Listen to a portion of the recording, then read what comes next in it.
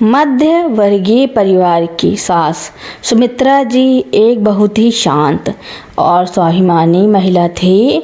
उनके बेटे आकाश की शादी पायल से हुई थी।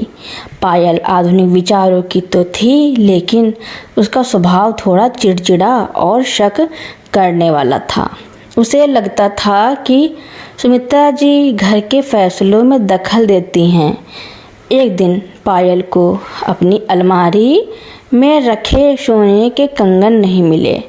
उसने पूरे कमरे की तलाशी ली, लेकिन कंगन गायब थे। बिना कुछ सोचे समझे पायल ने सीधे सुमित्रा जी पर इल्ज़ाम लगा दिया। पायल चिल्लाते हुए बोली, माँ जी, मेरे कमरे में आपके अलावा कोई नहीं आता। मेरे कंगन कहाँ हैं? क्या आपने उन्हें अपनी बेटी को देने के लिए छिपा दिया है? सुमित्रा जी दंग रह गई। उन्होंने शांत स्वर में कहा, बहू, मैंने कंगन छुए तक नहीं। एक बार ठीक से ढूंढ लो। लेकिन पायल का गुस्सा 7वें आसमान पर था।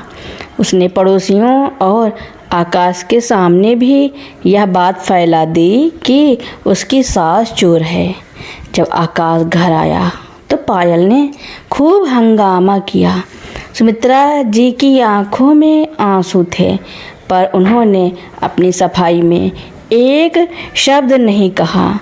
उन्होंने बस इतना कहा, आकाश, आज मेरी ममता पर सवाल उठ रहा है। अब फैसला भगवान करेगा। सुमित्रा जी उसी वक्त अपना सामान बांधकर अपनी बहन के घर चली गईं। घर की शांति पूरी तरह खत्म हो गई। 2 दिन बाद पायल अपनी पुरानी अलमारी की सफाई कर रही थी। तभी उसकी नज़र एक पुराने हैंडबैग पर पड़ी, जो दरार के पीछे फंसा हुआ था। जब उसने उसे खोला तो कंगन उसी में सुरक्षित रखे थे।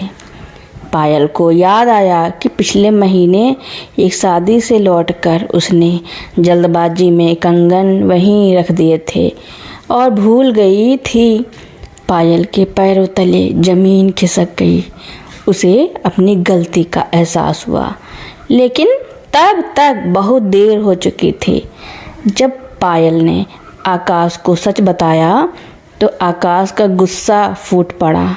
उसने कहा, तुमने सिर्फ कंगन नहीं खोए थे पायल, तुमने इस घर का विश्वास और मेरी माँ का सम्मान खो दिया है। जिस माँ ने अपनी पूरी जिंदगी हमारे लिए लगा दी, तुमने उन पर चोरी का इल्ज़ाम लगाया। आकाश ने पायल को सुमित्रा जी से माफ़ी मांगने के लिए कहा, लेकिन सुमित्रा जी ने वापस आने से मना कर दिया। उन्होंने कहा, रिश्तों में दरार तब आती है जब बात कड़वी हो, लेकिन जब चरित्र पर दाग लगाया जाए तो वह घाव कभी नहीं भरता। महीनों बीत गए। सुमित्रा जी वापस नहीं आई। घर का सारा काम अब पायल के कंधों पर था, लेकिन वह काम से नहीं बल्कि आकाश की खामोशी से टूट रही थी। आकाश उससे बात तो करता, पर उसकी आवाज़ में वह अपनापन नहीं था। वह पायल को एक अपराधी की नज़र से देखता था। पायल को अब समझ आ रहा था कि सुमित्रा जी सिर्फ घर नहीं संभालती थी, बल्कि वे इस परिवार की आत्मा थी। वह हर दिन सुमित्रा जी को फ़ोन करती, लेकिन सुमित्रा जी फ़ोन नहीं उठाती। एक रात पायल की तबीयत अचानक बहुत बिगड़ गई। उसे तेज़ दर्द और बुखार था। आकाश ऑफिस के काम से शहर से बाहर था। पायल बेबस होकर फर्श पर पड़ी थी। डर के मारे उसने फिर से सुमित्रा जी को फ़ोन लगाया। इस बार शायद ममता का खिंचाव था या कोई अनहोनी का डर। सुमित्रा जी ने फ़ोन उठा लिया। पायल सिर्फ इतना कह पाई, माँ जी, मुझे माफ़ कर दीजिए, मुझे आपकी ज़रूरत है, और वह बेहोश हो गई। अगली सुबह जब पायल की आँख खुली तो उसने खुद को अस्पताल के बिस्तर पर पाया। उसके सिर पर किसी का नरम हाथ था। वह सुमित्रा जी थी। जैसे ही सुमित्रा जी को पता चला कि बहू मुसीबत में है, वे अपनी सारी नाराज़गी भूलकर पहली बस पकड़कर शहर पहुंच गई। पायल फूट फूट कर रोने लगी। उसने सुमित्रा जी के हाथ पकड़ लिए और कहा, माँ जी, कंगन तो वापस मिल गए थे, लेकिन आपके बिना यह घर शमशान बन गया था। मैंने आपके चरित्र पर कीचड़ उछाला, फिर भी आप मेरे एक फ़ोन पर चली आईं। सुमित्रा जी की आंखों में भी आंसू थे। उन्होंने बड़े धीरज से कहा, बहू, इल्ज़ाम की चोट गहरी थी, इसलिए मैं दूर चली गई थी ताकि तुम रिश्तों की कीमत समझ सको। माँ कभी बच्चों को सज़ा नहीं देना चाहती, बस उन्हें सही रास्ता दिखाना चाहती है। जब आकाश अस्पताल पहुँचा और अपनी माँ को वहाँ देखा तो उसकी आंखों में भी चमक आ गई। उसने देखा कि पायल अब वह पुरानी पायल नहीं रही थी। उसका अहंकार पूरी तरह टूट चुका था। पायल ने अस्पताल से घर लौटते ही सबसे पहले मोहल्ले वालों और उन रिश्तेदारों को बुलाया जिनके सामने उसने सुमित्रा जी को बुरा भला कहा था। सबके सामने उसने अपनी गलती मानी और सुमित्रा जी के पैर छूकर कहा, आज से इस घर की चाबियां ही नहीं, इस घर का मान सम्मान भी माँ जी के पास रहेगा। सुमित्रा जी घर वापस आ गईं। अब घर में फिर से खुशियाँ चहकने लगी थी। पायल ने सीख लिया था कि जुबान से निकला शब्द और कमान से निकला तीर कभी वापस नहीं आता, इसलिए बोलने से पहले सोचना बहुत ज़रूरी है। समय बीतने के साथ घर में खुशियाँ तो लौट आईं, लेकिन समाज और रिश्तेदारों के ताने अब भी सुमित्रा जी का पीछा नहीं छोड़ रहे थे। पायल ने भले ही माफ़ी मांग ली थी, लेकिन दुनिया अब भी सुमित्रा जी को शक की निगाह से देखती थी। एक दिन पायल की ननद की शादी तय हुई। घर में मेहमानों का आना जाना शुरू हो गया। तभी एक दूर के रिश्तेदार ने बातों बातों में कह दिया, पायल संभल कर रहना, पिछली बार जो हुआ सो हुआ, इस बार गहनों की जिम्मेदारी किसी भरोसेमंद को ही देना। पायल का खून खौल उठा। उसने देखा कि सुमित्रा जी ने अपनी गर्दन झुका ली और चुपचाप रसोई में चली गई। पायल को एहसास हुआ कि उसने अपनी सास के दामन पर जो दाग लगाया था, उसकी परछाई अब भी उनका पीछा कर रही है। पायल ने तय किया कि वह इस छवि को हमेशा के लिए बदल देगी। उसने एक बड़ा फैसला लिया। शादी के मुख्य समारोह के दिन जब सभी मेहमान और रिश्तेदार जमा थे, पायल ने माइक हाथ में लिया। उसने सबके सामने कहा, आज मैं आप सबके सामने एक स्वीकारोक्ति करना चाहती हूँ। कुछ समय पहले मैंने अपनी माँ जी पर एक झूठा आरोप लगाया था। वह मेरी नासमझी थी, लेकिन माँ जी की महानता देखिए कि उन्होंने न सिर्फ मुझे माफ़ किया, बल्कि इस घर को फिर से जोड़ दिया। आज मैं अपनी सारी ज्वेलरी और इस घर की तिजोरी की चाबी सबके सामने माँ जी को सौंप रही हूँ। इस घर में अगर कोई सबसे ज़्यादा भरोसेमंद है तो वह मेरी माँ है। पायल ने जैसे ही चाबियाँ सुमित्रा जी की ओर बढ़ाई, सुमित्रा जी ने उन्हें हाथ लगाने से मना कर दिया। पूरे हॉल में सन्नाटा छा गया। आकाश को लगा कि शायद माँ अभी भी नाराज़ हैं। सुमित्रा जी ने पायल का हाथ पकड़ा और कहा, बहू, ये चाबियाँ अब मेरे पास रहने का समय बीत चुका है। तूने आज सबके सामने मेरा सम्मान लौटा दिया। मेरे लिए यही सबसे बड़ा गहना है। ये चाबियाँ अब तेरे पास ही रहेंगी, क्योंकि अब तूने घर संभालना नहीं बल्कि रिश्तों को निभाना सीख लिया है। उस दिन के बाद से घर का माहौल पूरी तरह बदल गया। अब पायल और सुमित्रा जी के बीच सास बहू का नहीं बल्कि माँ बेटी का रिश्ता था। कुछ समय बाद जब पायल माँ बनी तो उसने अपनी बेटी का नाम सुमित्रा रखा। उसने कहा कि वह चाहती है कि उसकी बेटी में भी वही धैर्य और संस्कार हों जो उसकी दादी में हैं। साल गुजरते गए। सुमित्रा जी अब काफ़ी बुजुर्ग हो चुकी थी और उनका स्वास्थ्य गिरने लगा था। लेकिन घर का माहौल अब पहले जैसा नहीं था।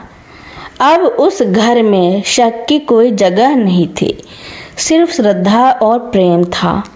जब इतिहास ने खुद को दोहराना चाहा, पायल की बेटी जिसका नाम उसने सुमित्रा रखा था, अब बड़ी हो गई थी।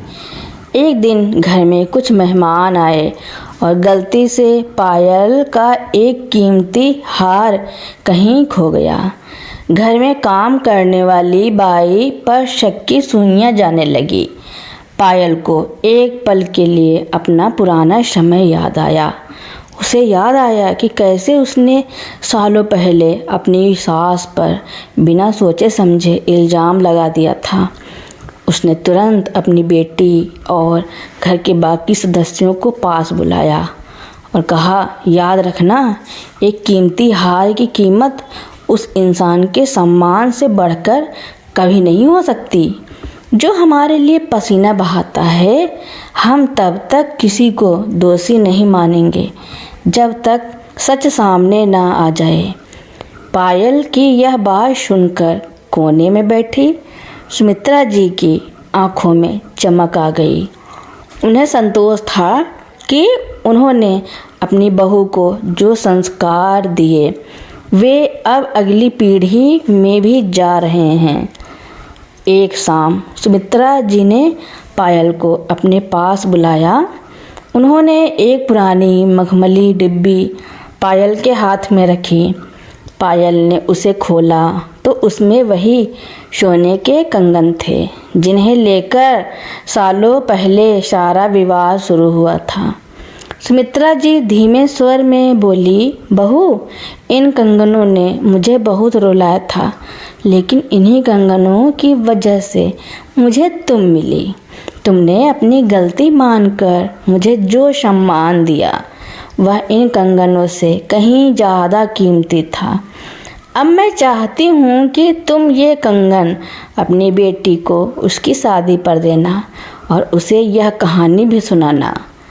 पायल ने कंगन अपनी आँखों से लगाए और रोते हुए कहा, माँ जी, ये कंगन अब सिर्फ सोना नहीं, मेरे लिए आपका आशीर्वाद और मेरे जीवन का सबसे बड़ा सबक है।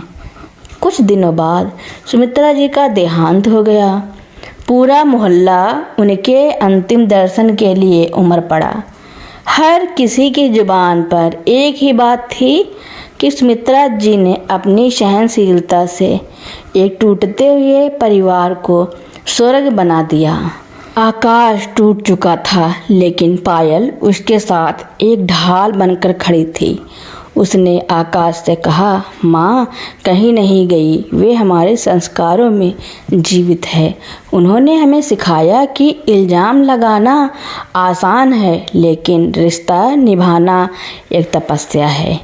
आज पायल के घर में वही कंगन एक फ्रेम में सजा कर रखे गए हैं, जिसके नीचे लिखा है, अहंकार रिश्तों को तोड़ता है और क्षमा उन्हें अमर कर देती है। पायल को जो इल्ज़ाम कभी भारी पड़ा था, आज वही उसकी ज़िंदगी का सबसे बड़ा संबल बन चुका था। उसने अपनी गलती से सिर्फ हारना नहीं बल्कि जीतना सीखा था।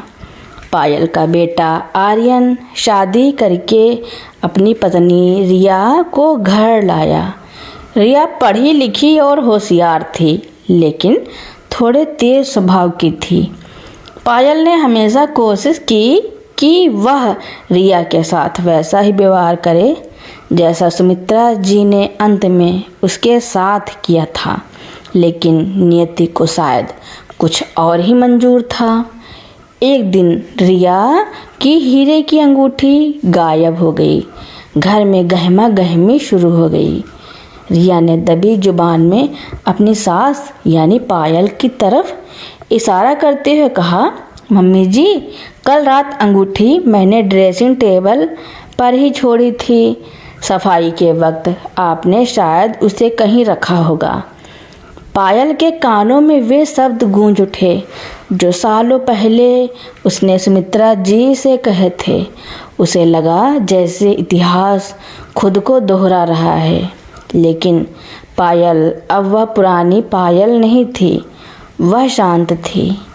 पायल ने शांति से कहा, रिया बेटा, पूरा घर छान मारो, अगर मैंने उठाई होगी तो मिल जाएगी, लेकिन याद रखना, इल्ज़ाम का बोझ उठाने से बेहतर है कि हम साथ मिलकर उसे ढूंढें।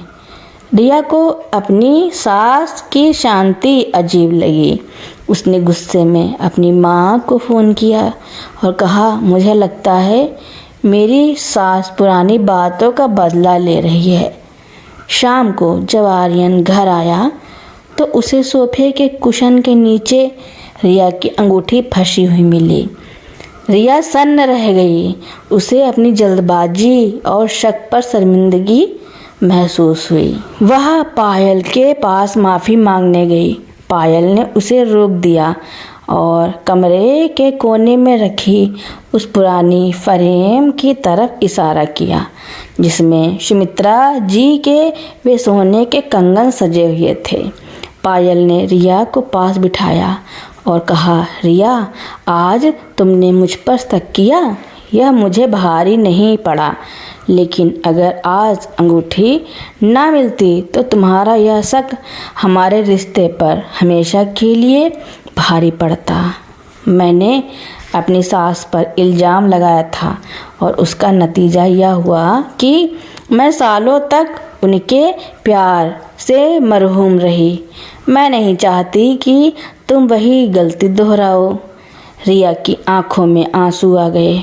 उसने पहली बार उस फ्रेम के नीचे लिखी लाइन को गहराई से पढ़ा। इल्ज़ाम लगाना भारी पड़ सकता है, लेकिन माफ़ी मांगना बोझ हल्का कर देता है।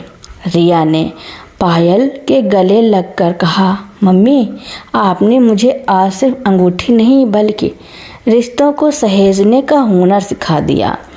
अब उस घर में 3 पीढ़ियों की कहानियाँ एक साथ सांस ले रही थी। सुमित्रा जी की तस्वीर पर चढ़ी माला मानो मुस्कुरा रही थी। पायल ने समझ लिया था कि इल्ज़ाम के घाव केवल समय नहीं भरता, बल्कि वह प्यार भरता है जो हम अपनी आने वाली पीढ़ियों को देते हैं। पायल को इल्ज़ाम भारी पड़ा था, लेकिन उसने उस वजन को जिम्मेदारी में बदल दिया और यही उसकी सबसे बड़ी जीत थी। समय की धारा बहती रही। पायल अब 80 साल की हो चुकी थी। शरीर शिथिल हो गया था, लेकिन उसकी आंखों की चमक आज भी वैसी ही थी। घर में अब परपोतियों की किलकारियाँ गूंजती थी। एक दिन पायल ने महसूस किया कि उसका अंतिम समय निकट है। उसने पूरे परिवार को अपने कमरे में बुलाया। वह चाहती थी कि जाने से पहले उस एक कड़वे शब्द की मिठास सबको देकर जाए। वह वसीयत जो कागज़ों पर नहीं थी। पायल ने कांपते हाथों से वह मखमली डिब्बी रिया के हाथ में रखी जिसमें सुमित्रा जी के कंगन थे। उसने कहा, रिया, अब मेरा समय पूरा हुआ। इस घर की नींव ईंट पत्थरों पर नहीं, बल्कि एक माफ़ी और एक एहसास पर टिकी है। जब मैं इस घर की बहू बनकर आई थी तो अहंकार लेकर आई थी। मुझे लगा था कि मैं सब जानती हूँ, लेकिन माँ जी ने मुझे सिखाया कि सच्ची जीत झुकने में है, गिराने में नहीं। पायल ने अपने बेटे आर्यन की तरफ देखा और कहा, बेटा, कभी अपनी पत्नी या बच्चों को उनके पद से मत आंकना, बल्कि उनके चरित्र से आंकना। मैंने एक बार एक गलत कदम उठाया था, जिसका बोझ मैंने जिंदगी भर ढोया, पर उसी बोझ ने मुझे चलना सिखाया। उस रात पायल ने बहुत गहरी नींद ली। उसके चेहरे पर एक अजीब सा संतोष था। सुबह जब सूरज की पहली किरण कमरे में आई तो पायल शांत हो चुकी थी। वह अपने पीछे कोई मलाल या कोई अधूरा रिश्ता नहीं छोड़कर गई थी। पूरे शहर में चर्चा थी कि पायल जी जैसा सात्विक और प्रेममयी व्यक्तित्व विरले ही मिलता है। जो लोग बरसों पहले से उस इल्जाम वाले किस्से को जानते थे, वे भी आज भूल चुके थे। उन्होंने केवल वह पायल देखी थी जो प्यार और त्याग की प्रतिमूर्ति थी। रिया ने उन कंगनों को अपनी बेटी के हाथों में पहनाते हुए कहा, बेटा, ये केवल गहने नहीं हैं, यह उस इल्जाम की याद है जिसने एक औरत को इंसान बना दिया। यह याद दिलाते रहेंगे कि एक गलत शब्द पूरे परिवार को बिखेर सकता है और एक सही एहसास पीढ़ियों को जोड़ सकता है। माँ पर इल्ज़ाम लगाना बहू को भारी पड़ा।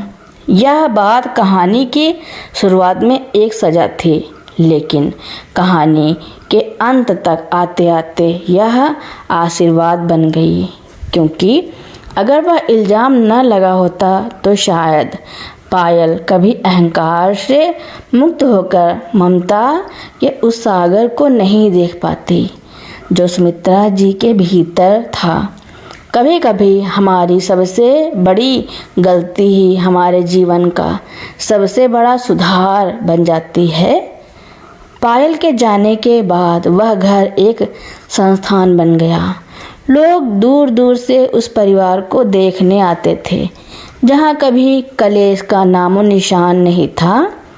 रिया ने अपनी सास की याद में घर के बाहर एक छोटा सा पत्थर लगवाया, जिस पर एक गहरी बात लिखी थी, इल्ज़ाम धूल की तरह होते हैं, अगर आप शांत रहें तो वो खुद ब खुद नीचे बैठ जाते हैं। रिया की बेटी सुहाना अब बड़ी हो चुकी थी और वह एक प्रसिद्ध लेखिका बनी। उसने अपनी पहली किताब का शीर्षक रखा, भारी इल्जाम की हल्की छाया। यह पूरी किताब उसी एक घटना पर आधारित थी जो उसकी परदादी सुमित्रा जी और दादी पायल के बीच हुई थी। किताब के विमोचन पर सुहाना ने एक ऐसी बात कही जिसने सबको झकझोर दिया। मेरी दादी कहती थी, जब उन्होंने अपनी सास पर इल्ज़ाम लगाया तो उन्हें लगा कि उन्होंने जीत हासिल कर ली, लेकिन असल में उस पल उन्होंने खुद को एक ऐसे अंधेरे कमरे में बंद कर लिया था जहां रोशनी केवल सच के आने पर ही हुई है। वह इल्ज़ाम उन पर भारी इसलिए पड़ा क्योंकि उसने उनकी आत्मा को दबा दिया था।